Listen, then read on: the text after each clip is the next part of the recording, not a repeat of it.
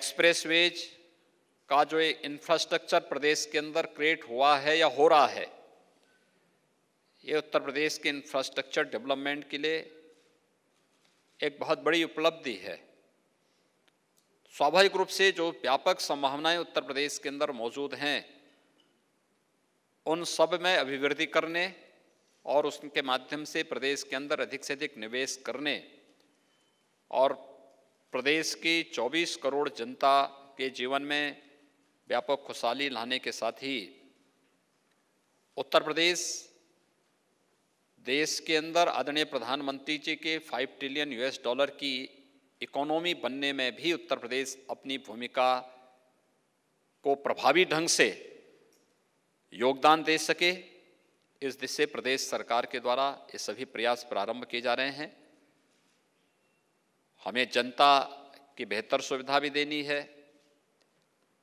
हमें उसे कोविड-19 जैसी बीमारियों से बचाने में भी योगदान देना है, हमें जनता के मनोरंजन और ज्ञानवर्धन के कार्यक्रम के लिए फिल्म सिटी के निर्माण की कार्रवाई को भी आगे बढ़ाना है। क्योंकि हम लोग जहाँ पे जेवर में हमारा इंटरनेशनल एयरपोर्ट बन रहा है, वहाँ पे फिल्म सिटी ही नहीं बन रही है, वहाँ पे एक फिनटेक सिटी भी बन रही है और वहाँ पे हम एक इलेक्ट्रॉनिक सिटी भी का भी निर्माण करने जा रहे हैं। वर्ल्ड क्लास सिटी होंगे और इन सब के निर्माण की कार्रवाई को युद्ध स्तर पर आगे बढ़ाने का कार्य प्रदेश सरकार ने बढ़ाया है। तो स्वाभाविक रूप से इसमें देश के अंदर अलग अलग स्थानों पर हम लोगों की विजिट हो रही है। कोरोना कालखंड में आदरणीय प्रधानमंत्री जी के नेतृत्व में उत्तर प्रदेश एक सुरक्षित स्थिति में है। नमस्कार, मैं हूं संजय प्रभाकर और आप देख रहे हैं नवभारत डिजिटल। दोस्तों, उत्तर प्रदेश के मुख्यमंत्री योगी आदित्यनाथ मुंबई आए और कल शाम उनसे मुलाकात करने गए थे बॉलीवुड के सुपरस्टार अक्षय कुमार। और इस मुलाकात की तस्वीरें खबरों की सुर्खियां बनी, राजनीति भी शुरू हो गई। खैर, इससे अलग हम बात करेंगे आज की खबर की। वो ये कि योगी आदित्यनाथ आज बॉम्बे स्टॉक एक्सचेंज गए थे। वहां जाने के बाद बॉन्ड लिस्टिंग का यह कार्यक्रम था। आखिर इसके पीछे क्या रणनीति थी या फिर इसके पीछे उत्तर प्रदेश के बिजनेस को बढ़ाने के पीछे कोई मंशा या कोई ऐसा उद्देश्य कार्यक्रम का था, इस पर हम बात करेंगे हमारे नवभारत मीडिया के बिजनेस एडिटर विष्णु भारद्वाज से। विष्णु जी, नवभारत डिजिटल में स्वागत है। नमस्कार। नमस्कार संजय जी, नमस्कार। योगी आदित्यनाथ आज आए थे बॉम्बे स्टॉक, क्या मायने हैं? योगी जी आज बॉम्बे स्टॉक एक्सचेंज आए थे तो मुख्यतः वो किसी अपनी उत्तर प्रदेश सरकार की किसी कंपनी की शेयरों की लिस्टिंग करने नहीं आए थे। मतलब आपको ये बताना चाहता हूं मैं कि शेयर बाजार में 3 तरह के कारोबार होता है मुख्यतः, इक्विटी शेयरों का, बॉन्ड का और म्यूचुअल फंडों का। तो योगी जी लखनऊ मनपा ने पहली बार बॉन्ड जारी किए थे, 200 करोड़ के बॉन्ड इश्यू, तो उनको अच्छा सब्सक्रिप्शन भी मिला था और उन बॉन्डों पे 8.5% ब्याज दर इन्वेस्ट करने वालों को मिलेगी। ठीक है, उनकी लिस्टिंग थी आज। तो एक तरह से योगी जी एक संदेश भी देना चाहते थे इन्वेस्टर्स को और उद्योगपतियों को कि आप उत्तर प्रदेश अभी एक अच्छा जो छवि थी उत्तर प्रदेश की, जो इमेज थी वो बदल चुकी है और स्मॉल इन्वेस्टर भी इन्वेस्ट करें। वहां की जो यूपी बेस्ड कंपनियां हैं, यूपी में जिनके प्लांट हैं, और बड़े उद्योगपति भी जिनसे आज कई उन्होंने मुलाकात भी की। तो बॉन्ड लिस्टिंग और अभी और भी आगे उनका प्लानिंग है कि आगरा, गाजियाबाद, वाराणसी, उन सिटीज के भी, उनके मनपाओं के भी बॉन्ड जारी किए जाए और वहां उनके विकास, जो बॉन्ड पब्लिक से पैसा जुटा के वहां के विकास कार्यों में लगाए जाए। जी, ये मतलब इसके क्या फायदे हैं बताइए। देखिए, आमतौर पर लोगों में ये मैसेज भी जाना चाहिए कि उत्तर प्रदेश के मुख्यमंत्री मुंबई आ रहे हैं बॉन्ड के लिस्टिंग के लिए। तो ये बॉन्ड जो है आम नागरिकों के लिए, आम निवेशक के लिए है, लेकिन कहीं इसके जरिए जो है वो बड़े उद्योगपतियों को भी आकर्षित करना चाहते हैं। आपको क्या लगता है? हाँ, वो बॉन्डों के जरिए, बॉन्ड इंडिविजुअल इन्वेस्टर्स के लिए होते हैं, लेकिन साथ में वो इन्वेस्टरों को भी आकर्षित करना चाहते हैं और उद्योगपतियों को भी। आम बोलचाल निवेशक का मतलब जैसे आज वो आ रहे हैं कि अभी अखबारों की सुर्खियां बनी कि वो निवेशक सम्मेलन के आ रहे हैं, निवेशकों को आकर्षित करने आ रहे हैं। पर यहाँ मैं आप थोड़ी सी एक स्पष्ट करना चाहूंगा कि जो किसी भी राज्य का मुख्यमंत्री आता है कहीं दूसरे राज्य में, या जैसे मुंबई देश की आर्थिक राजधानी है, यहाँ आता है, तो वो निवेशक को आकर्षित करने का मतलब उसके पीछे उद्योगपतियों को आकर्षित करना होता है। वो व्यक्तिगत निवेशकों को आकर्षित नहीं करता है। निवेशक नहीं किसी राज्य में निवेश कर सकते क्योंकि उद्योगपति ही निवेश करते हैं, तो उनको आम बोलचाल की भाषा में अपन निवेशक बोल देते हैं, लेकिन वो असलियत में उद्योगपति होते हैं। तो आज वो बड़े बड़े उद्योगपतियों से मिले और शेयर बाजार में पहली बार वो बॉन्डों की लिस्टिंग के जरिए उस ओकेजन पे वो आए। तो उससे एक मैसेज भी ये दिया था कि अभी तक क्या होता था कि शेयर बाजार में जो यूपी बेस्ड कंपनियां होती थी तो उनमें इतना इन्वेस्टर फ्रेंडली नहीं समझी जाती सकती।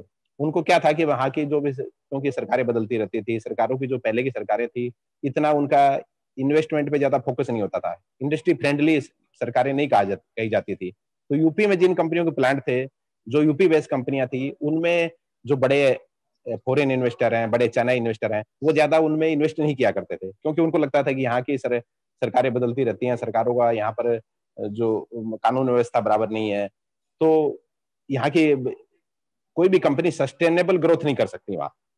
तो वहां की कंपनियों में जनरली इन्वेस्ट कम किया करते थे। लेकिन अभी योगी जी आने के बाद में 3 साल में काफी कुछ उन्होंने कानून व्यवस्था बहाल की है, सुधारी है, रोड और इंफ्रास्ट्रक्चर बहुत अच्छा कर दिया है यूपी का। तो यूपी की तस्वीर बदलने की वो कोशिश कर रहे हैं और उसमें उनको सपोर्ट मिल रहा है कि चूंकि केंद्र में भी बीजेपी की सरकार है, यहाँ भी बीजेपी की सरकार है, तो दोनों मिलके वो इन्वेस्टर फ्रेंडली स्टेट के रूप में उसको कन्वर्ट कर रहे हैं और इसमें काफी हद तक वो सफल भी हुए हैं।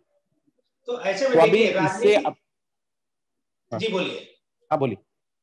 हाँ, लेकिन इसमें क्या है कि बॉन्ड आज वो शेयर बाजार में आए तो उससे फायदा ये होगा कि जो इंडिविजुअल इन्वेस्टर है देश के, जी चूंकि मुंबई में, गुजरात में सबसे ज्यादा इन्वेस्टर है, वो इन्वेस्टर अब यूपी की कंपनियों पर भी फोकस उनका बढ़ेगा, उनकी तरफ भी अट्रैक्ट होंगे। वो देखेंगे कि वहां की कौन कौन सी कंपनियां ज्यादा ग्रोथ कर रही हैं, क्या किसमें ग्रोथ की संभावना ज्यादा है, उनमें इन्वेस्टर उनमें भी इन्वेस्ट करना चाहेंगे। जो भी इन्वेस्टर छोटे स्मॉल इन्वेस्टर हैं, अभी उनका भी अट्रैक्शन होगा, इन्वेस्टर फ्रेंडली कंपनियां बनेंगी, मतलब यूपी बेस्ड कंपनियां, ये एक फायदा होगा। तो वो वहां की कंपनियों को भी उसका अच्छा फायदा मिलेगा। ये देखिए, पॉलिटिकल स्टेबिलिटी किसी भी देश या राज्य बहुत ही मायने रखता है, जैसा कि हम सभी जानते हैं। एकदम सही, एकदम कोई सही। भी अगर मान लिया फॉरेन इन्वेस्टर आता है तो भी जानना चाहता है कि हम जिस देश में इन्वेस्ट करने जा रहे हैं या उद्योग लगाने जा रहे हैं, वहाँ का पॉलिटिकल सिचुएशन कैसा है, क्या वहां पर स्थिर सरकार है या नहीं, कानून व्यवस्था क्या है। आपने एक बात जो अभी कही है कि जब से योगी आदित्यनाथ मुख्यमंत्री बने हैं, वहां के कानून व्यवस्था में सुधार हुआ है और साथ में वहां पर सस्टेनेबल ग्रोथ नजर आ रहा है। तो ऐसे में आप बिजनेस एडिटर है, बहुत सालों से हैं, आपने बिजनेस को बहुत करीब से जानते हैं, तो ये बताइए कि क्या लग रहा है कि योगी आदित्यनाथ जब से मुख्यमंत्री बने जो ग्रोथ हो रहा है, आप कह रहे हैं कि केंद्र सरकार की योजनाओं का भी लाभ हुआ, चाहे सड़कों का या फिर इंफ्रास्ट्रक्चर में काफी ग्रोथ देखा जा रहा है, तो इस मामलों को देखते हुए जो है इन्वेस्टर्स जो है, बड़े उद्योगपति और मीडियम क्लास के उद्योगपति, छोटे बजट के जो उद्योगपति होते हैं, वो वहां पर जा रहे हैं और वहां का ग्रोथ उस तरीके से वहां पर इन्वेस्टमेंट होगा। एकदम सही, निश्चित ही बड़े ही नहीं, छोटे उद्योगपति भी वहां जा रहे हैं, बड़े भी उद्योगपति भी, काफी बड़े बड़े प्रस्ताव भी जा रहे हैं। अडानी ग्रुप भी अभी वहां से बड़ा डेटा सेंटर प्रोजेक्ट लगा रहा है, और भी यूएस की भी, अभी जो चाइना इंडिया का जो चल रहा था, प्रॉब्लम हुई है, और चाइना के अगेंस्ट में वर्ल्ड वाइड जो एक नफरत का माहौल बना है, और चाइना से बहुत सी कंपनियां जो शिफ्ट होना चाह रही हैं इंडिया में, उसमें भी कई बड़ी कंपनियों को शिफ्ट करने में योगी जी थोड़ा सा सक्सेस होते दिख रहे हैं। इवन ये नहीं, महाराष्ट्र भी में भी वो कंपनियां आ रही हैं, महाराष्ट्र के सीएम भी उनमें सक्सेस होते दिख रहे हैं उन कंपनियों को अट्रैक्ट करने में। बट उसके साथ साथ महाराष्ट्र के साथ साथ यूपी के योगी आदित्यनाथ जी सीएम भी, वो भी सफल होते दिख रहे हैं, और वहां कई कंपनियों ने अपना प्रोजेक्ट लगाने की भी मंशा भी जताई है और लगा भी रही हैं, और कई कंपनियों से बातचीत एडवांस स्टेज में है उनकी, तो उसका भी बेनिफिट मिलेगा। देखिए, जहां तक बात है कि इन्वेस्टमेंट की बात हो, निवेश की बात हो, और किस तरीके से लोगों को इसका फायदा हो, अर्थव्यवस्था जो है आगे बढ़े। लेकिन अर्थव्यवस्था आगे बढ़ने में आप भी जानते हैं कि रोजगार का तरीके से रोजगार सामने आना और लोगों को रोजगार मिलना, लगातार आरोप लगते रहे हैं यहाँ पर विपक्ष की तरफ से, कांग्रेस की तरफ से, जो भी विपक्ष में केंद्र में भी है, कि रोजगारों की कमी है और साथ में देश में रोजगार मतलब बेरोजगारों की संख्या लगातार बढ़ रही है। मोदी सरकार के ऊपर लगातार हमले हो रहे हैं और खासकर कोरोना काल में। तो ऐसे में उत्तर प्रदेश के मुख्यमंत्री योगी आदित्यनाथ जो मुंबई आए थे और लोगों से मुलाकात कर रहे हैं, तो आपको क्या लगता है? देखिए, आप बिजनेस को करीब से जानते हैं, तो लोगों को रोजगार मिल रहे हैं या फिर जहां पर इन्वेस्टमेंट हो रहे हैं तो उसमें रोजगार की क्या संभावना है? देखिए, उसमें ऐसा है कि अभी रोजगार मतलब एकदम से नहीं क्रिएट किया जा सकता ना। कोई भी कंपनी या कहीं भी कुछ कंपनी आएंगी, नई इंडस्ट्री लगेंगी, तो इंडस्ट्री को लगने में भी कुछ समय लगता है। तो इंडस्ट्री लगने के बाद ही रोजगार धीरे धीरे धीरे बढ़ते हैं और ये इसका असर अभी अगले 6 से 1 साल में ज्यादा दिखाई देगा मेरे हिसाब से, क्योंकि अब कंपनियां आने लगी हैं, इन्वेस्टमेंट बढ़ने लगा है, प्रोजेक्ट भी नए नए लगने लगे हैं। तो अगले 6 से 12 महीने के अंदर वहां काफी रोजगार बढ़ते हुए दिखाई देंगे। मैं ये कह रहा हूँ कि योगी आदित्यनाथ जब यहाँ पर आज आए तो उन्होंने जिन लोगों से मुलाकात की, वहां का माहौल क्या था? आपको कुछ ऐसा कुछ पता चला जिससे कि हम आम लोगों तक बताएं कि यहाँ पर उत्साह का माहौल था जब लोग आए उनसे मिलने के लिए, बिजनेसमैन हो, जो इन्वेस्टर्स हो? हाँ, आज उनसे मिलने के लिए उत्साह भी था क्योंकि बहुत से उद्योगपतियों में और खासकर बॉलीवुड के निर्माता निर्देशक जो नोएडा में फिल्म सिटी बना रहे हैं बहुत बड़ी, उसमें भी वहां कई लोग क्या है जाना चाह रहे हैं, निर्माता निर्देशक। तो कई बॉलीवुड के बड़े स्टार, उनके बड़े डायरेक्टर प्रोड्यूसर उनसे मिले हैं और उनसे मिलके वो वहां पर इन्वेस्ट करना चाह रहे हैं, वहां पर अपनी फिल्म सिटी में वहां पर लगाना चाह रहे हैं। और उद्योगपतियों में भी अभी पूरी जानकारी तो नहीं आई है क्योंकि शाम तक आएगी, क्योंकि दिन में मिल रहे हैं वो कई उद्योगपतियों से, लेकिन वहां भी जाना चाह रही है। और इन्वेस्टर मतलब ऐसा है कि उद्योगपति अगर लगाना चाहता है तो वो तो जाके उनसे भाई भी मिल रहा है और उनके कोई भी उद्योगपति अगर वहां लग रही है, कोई वहां पर सरकारें अपना वहां उद्योग को लगाना चाह रहा है तो वो निरंतर संपर्क में रहता है वहां के मुख्यमंत्री से। तो आने का भी फर्क पड़ेगा, थोड़ा सेंटिमेंट सुधरेगा कि यूपी के प्रति लोगों में, उद्योगपतियों में, इवन फॉरेन कंपनियों में भी जाएगा कि पॉजिटिव संदेश जाएगा, निवेशकों में भी पॉजिटिव संदेश जाएगा। अच्छा, और इसका फर्क आगे दिखाई देगा अपने को। विष्णु जी, हाँ बोलिए। चलते चलते अभी आप ये बता दीजिए कि इस समय अर्थव्यवस्था की क्या हालत है, बाजार की क्या हालत है, और आम जो यहाँ पर पब्लिक है, जो आम जनता है, उसमें इस समय आप बताइए कि अर्थव्यवस्था का क्या हालचाल और बाजार किस तरीके से है? बाजार सुधर रहा है या नहीं? हाँ, बाजार में तो आप जैसा देख ही रहे हैं कि बाजार में तेजी चल रही है शेयर बाजार में। और शेयर बाजार का ऐसा है कि अर्थव्यवस्था, शेयर बाजार एडवांस रिएक्ट करता है हमेशा, हमें 6 महीने आगे चलता है। जो आर्थिक स्थिति देश की होती है उसके 6 महीने आगे का परिदृश्य से पहले ही शेयर बाजार में तस्वीर दिखाई नहीं देने लगती है। तभी तो शेयर बाजार भी देखो, शेयर बाजार का इंडेक्स, बीएसई सेंसेक्स और निफ्टी दोनों ऑल टाइम हाई पे चल रहे हैं, जबकि अर्थव्यवस्था अभी भी माइनस में है, अपनी ग्रोथ रेट माइनस में है। ठीक है, पहले के मुकाबले जैसे फर्स्ट क्वार्टर में 23% माइनस में थी ग्रोथ रेट, अभी 7.9% है, आई है। तो और अगले इस थर्ड क्वार्टर में और अच्छा आने की उम्मीद है, बेटर होने की उम्मीद है और अर्थव्यवस्था अगले साल बहुत अच्छी आने की उम्मीद है। इसीलिए नवंबर के अंदर 50,000 करोड़ का फॉरेन इन्वेस्टमेंट आया है शेयर बाजार में। यानी कि ये एक अपने आप में एक रिकॉर्ड है, किसी मंथ में इतना बड़ा 50,000 करोड़ का यहाँ पर इन्वेस्टमेंट आया है, एक बड़ी बात है। और भारत में काफी संभावना है, यानी कि आम पब्लिक में जो एक परसेप्शन बना हुआ है और जो परसेप्शन बनाया जा रहा है कि अर्थव्यवस्था बहुत बुरी हालत में है और इस समय सरकार जो है देश में जो है एक तरीके से संकटकालीन स्थिति सी बन गई है, काफी निशाना भी सरकार को बनाया जा रहा है, तो लोगों को डरने की जरूरत नहीं है, अर्थव्यवस्था बहुत अच्छी दिशा में आगे बढ़ रही है। नहीं, अभी बहुत अच्छी तो नहीं कही जा सकती, लेकिन अच्छे की तरफ, अच्छे होने की तरफ बढ़ रही है, समझ लो। तो डरने की जरूरत नहीं है इतना, क्योंकि यदि ये फॉरेन इन्वेस्टर अपने भारतीय शेयर बाजार में अगर 50,000 करोड़ रुपए का रिकॉर्ड इन्वेस्टमेंट किसी एक मंथ में कर रहे हैं तो वो कोई बेवकूफ तो है नहीं।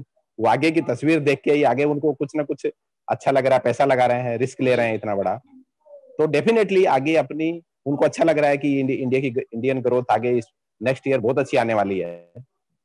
इसीलिए वो इन्वेस्ट कर रहे हैं। इसलिए अपने जो इन्वेस्टर हैं, देश के इन्वेस्टर, उनको इतनी घबराने की जरूरत नहीं है, संभल के निवेश करें।